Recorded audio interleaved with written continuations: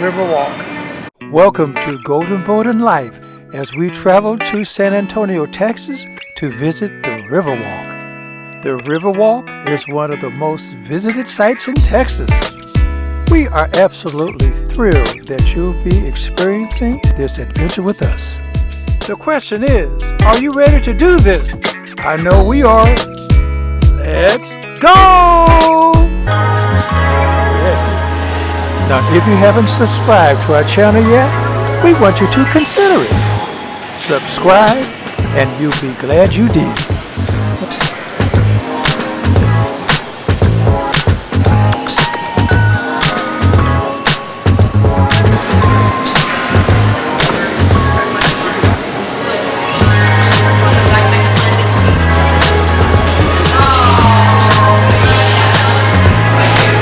There's the water.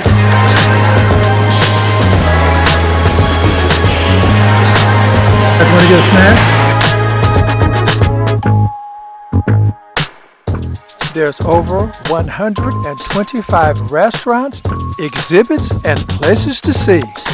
You will definitely find what you're looking for and more at the shops at River Center Mall.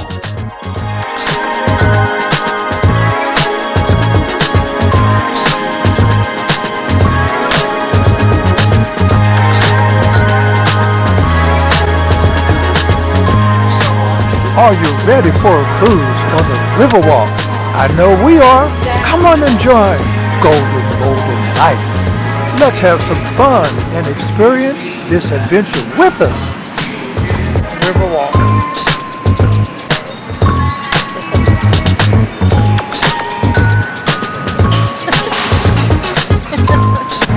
All right, welcome everybody. Here at Bar, we have a multinational crowd here. We got Canada, U.S., and Mexico. The whole thing is Riverwalk, a wonderful hometown of San Antonio. A special welcome to any military who may be on board. See, the Alamo City is also known as Military City USA. It's what brought me here as a kid way back when. I grew up an Air Force brat, moving around all over the place, then came here. And now I had this great job to be able to show off my hometown to people from all over the world. Underneath these hatches, we have a lot of life vests. Don't worry. We've never had to use them because the river just ain't that deep, y'all.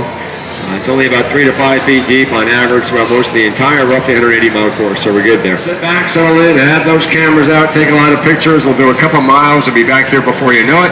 Lots to cover in a short amount of time, so I don't want anybody to miss out on anything, so it goes very quickly here.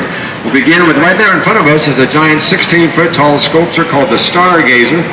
Built last year using volcanic stone and marble from Mexico. And I'll tell you all about him as soon as I save my head in this first low bridge up here. Because you know what, guys, there's something I didn't tell you. Is that 6'5" or 1.95 m for our international crowd. I'm the tallest boat captain out here, and this footbridge right here is not 6'5". No siree. The story begins on June 13th, 1691. Spanish missionaries passing through here come upon this river, and they meet these local indigenous tribes that I name it after St. Anthony since it was his feast day after all. So in Spanish, St. Anthony's River becomes, you guessed it, Rio San Antonio. The name was born. So think about it, guys, a day too early or later, and we have a different name.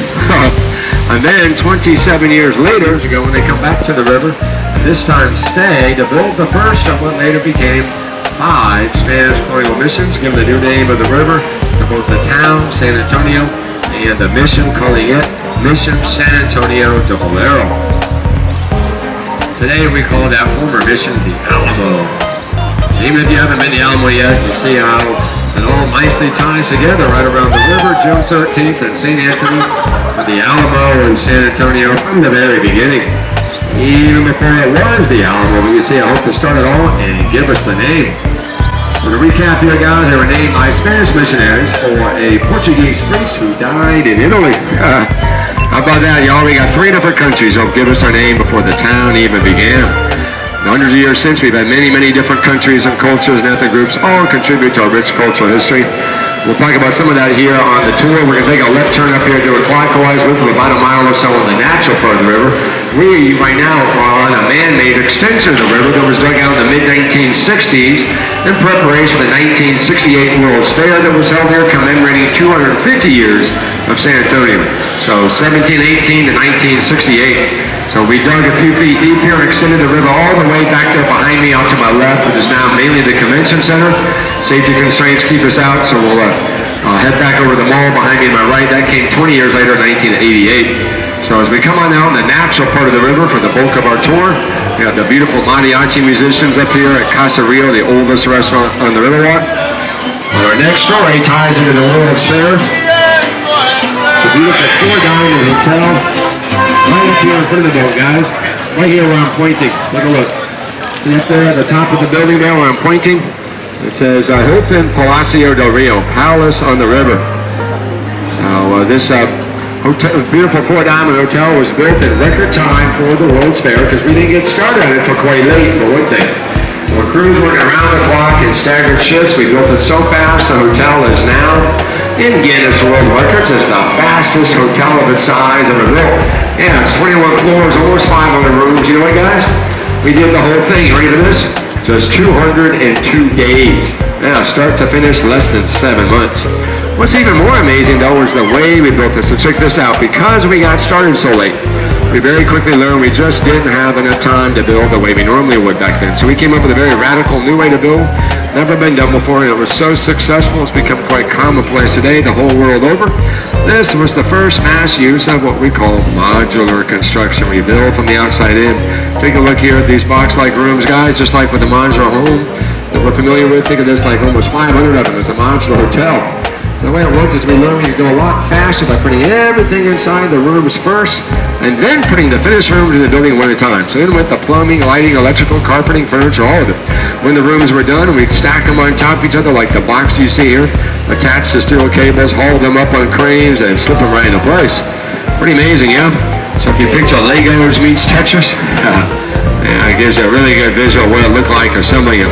Like I said, on to the next thing, which is right up here in front of us. When we take this first right turn on our clockwise loop, we head west and we come into this beautiful outdoor amphitheater called the Arneson River Theater, where many of our river parades are broadcast from on TV, hundreds of shows throughout the year on this stage that we are approaching. This congeniality game, about an hour in the movie, you'll see her right here on this very stage talking about War and Peace or the evening gown competition.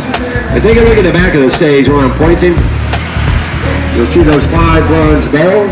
You'll see them at the beginning of the scene. Remember how they symbolize the 5 missions of San Antonio I was telling you about. The Alamo and the other 4. And you'll see the audience cheering around out of our Air Force recruits. She says, "World Peace." I'm like, yeah, all right, woo! They hoop and holler, get all excited.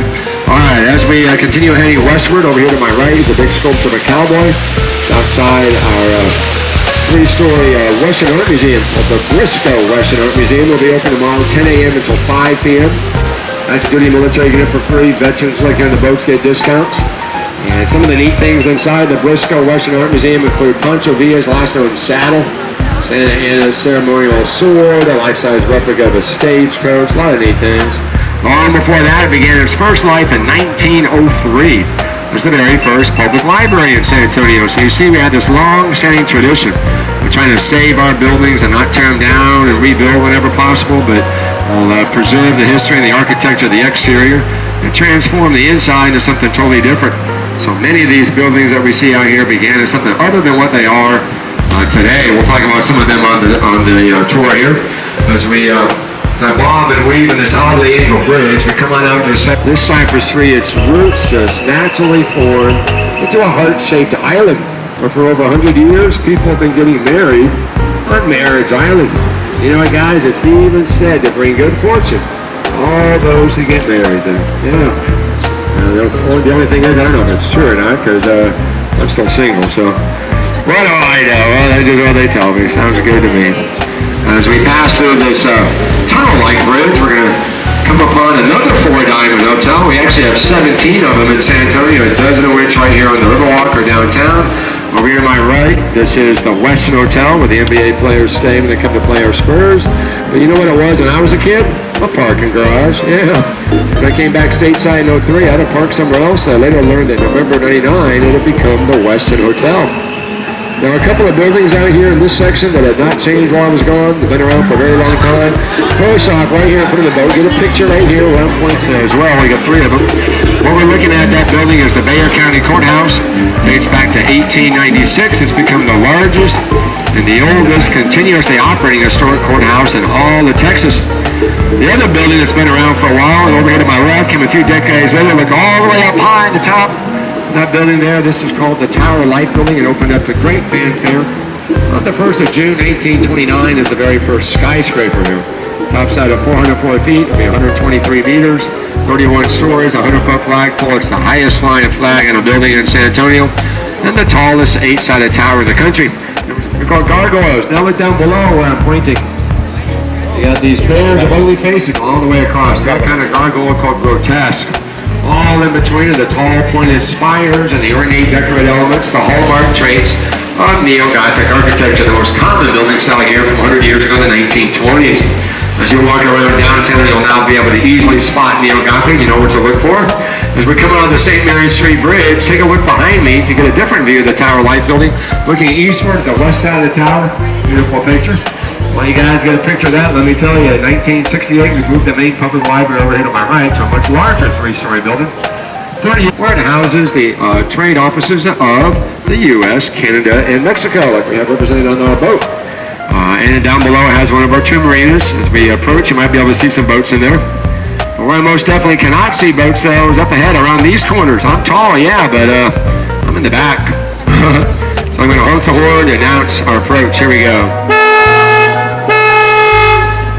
Just like that. So if there's anybody out there, they can't see us either, but they can hear the horn and know that we're coming. Just one of the many ways to keep you guys safe out here. As we take this right turn and head north for a bit, the river takes a left turn and goes south. You look behind me, no boats coming, so we're good. But there's those boats going into the other marina, the main one, where I got this boat earlier today, where it goes at the end of the night. So as we head upstream, going north, let me tell you a little bit about the San Antonio River. It is a natural spring-fed river that begins just 4.5 miles north here. On the campus of the University of the Incarnate Word, these springs come up from underground, flow south for a few miles to the zoo and a park, then loops through downtown as we're doing the tour, forming a great big backward C. It looks like a horseshoe. We look at the maps that we call the Horseshoe Bend. Skips this section, that's man-made, and then it takes the left turn behind me, goes past the marina, connecting with the other formations all the way to the Gulf of Mexico, about 180 miles. So where we are right now was also not carved out by the river. About a century ago in the mid-1820s, the Army Corps of Engineers came out here and dug this roughly 15-foot deep, or 4.5-meter man-made flood channels. You know what, guys? Well, come to find out, this is the most heavily prone flash flood region in all of North America. Go figure, huh? Well, since the mid-1990s, become the most popular tourist destination in the whole state of Texas. Yeah, the Alamo is number 2. As we take this next right turn, continue our clockwise loop and head east towards the Alamo and the mall and back where we began. We're going to be passing through a much smaller archway than the one we came out of. We're going to honk the horn. Both of them are called floodgates. The one back there goes up real slowly. This one here comes down real slowly. In fact, you can look up right here, guys, and see the floodgate. And by closing the gates, when it does rain real heavily, we're able to make sure it doesn't flood in this inner horseshoe band, if you will. And the flood channel out there keeps us safe out in that area. As we pass by this boat, like I said, the last of our 3 loading docks, the Aztec dock. Look up above here, guys, where I'm pointing. You see on that top balcony an Aztec sculpture. It's a lot more like that inside the 6-story brick building that houses the Aztec Theater. It dates back to its opening June 4th, 1926, during the heyday of motion picture palaces. This was heralded as the most lavishly decorated of them all. As we continue heading eastward towards the Alamo, this footbridge here is called the Robert Hudwin Bridge, named for the father of the Riverwalk, young local architect who came up with the plans to build the Riverwalk and save the downtown area from the flash flooding, but it's more commonly known as the Selena Bridge. So 3 years before the movie Miss Congeniality, we had the movie Selena film here. And there's 2 movies to watch to relive your time in the boat, Miss Congeniality and Selena. And many other movies filmed out here, but this is just a quick little overview tour.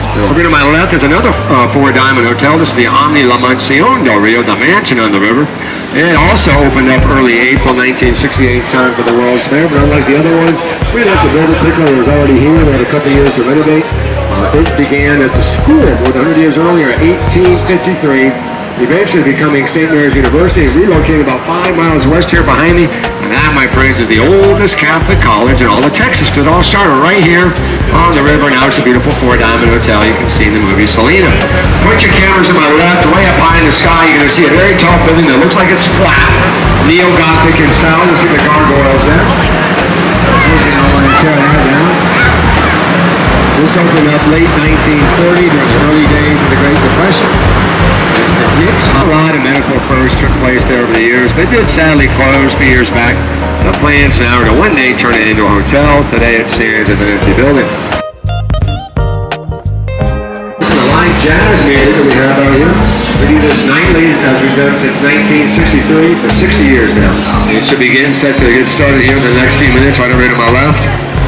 Across the river, over here where I'm pointing way up high in the sky, at the top of that building there, the Texas flag, atop the multicolored, multi-tiered dome that sits atop the Mesoamerican Revival-style casino club building. Dates back to 1927, used by Germans as a private club till World War II. Sat vacant for a while. Eventually we renovated, turned the bottom part into a restaurant, you see here, and the top part became residential. 37 apartments up there, guys. You look up there, see all those windows? That's people living up there. Yeah. Not me. Other people, though. Don't get me wrong, I'd love to live there. In the meantime, up here, guys, what we call Restaurant Row. A lot of great restaurants to choose from, reflecting the wide variety of cultures that we have in San Antonio. And at the end of Restaurant Row, up at that bridge up there, that's Commerce Street. We began underneath Commerce Street, but a different Commerce Street bridge. Look up on street level now. There's a 65-foot tall reddish structure called the Torch of Friendship, donated by Mexico in 2002 to signify the important relationship between the U.S. and Mexico. Behind it is a much taller structure, the tallest structure in the city actually, the Tower of the Americas, built as the centerpiece of Hemisphere 68. We'll end our tour talking about that as we get closer. This last restaurant over here to my right, underneath Commerce Street, is Casa Rio. We got a dinner boat up there. Casa Rio was the very first restaurant opened in the Riverwalk, 1946. And it's been owned and operated by the same German family for 4 generations. I like to think of it as good diversity, San Antonio style. Back to the mall. We have over 125 shops and restaurants and attractions. A little over 1 million square feet. Got Legoland, Discovery Center, Sea Life Aquarium, a Dave and Buster's, a couple of movie theaters, including an IMAX movie theater that plays a very special 45-minute IMAX film about the Battle of the Alamo called Alamo, The Price of Freedom. And it's in Guinness World Records as well for being the longest playing IMAX film in history. As we come near the end of our journey, we got a couple things left to share with you, and our time will be out. Both high in the sky, one to the left, and then the Tower of the Americas to my right. So take a look over to my left. Will be a beautiful steeple adorning the top of St. Joseph Katholische Kirche. And after you get a picture of that, take a look across the river from St. Joseph's for the last photo op of the tour. Nicely framed by these trees here. The Tower of the Americas. TowerOfTheAmericas.com include the menu for the restaurant. You can make reservations, just head on over there. So you got thealamo.org and TowerOfTheAmericas.com. But this brings us back to the where we began, because there's the stargazer welcoming us back. So I do thank you for coming. Hope you had fun, learned a few things, had a few laughs. We hope you enjoyed our adventure to the Riverwalk. Thanks for watching. We'll see you on the next video, and God bless.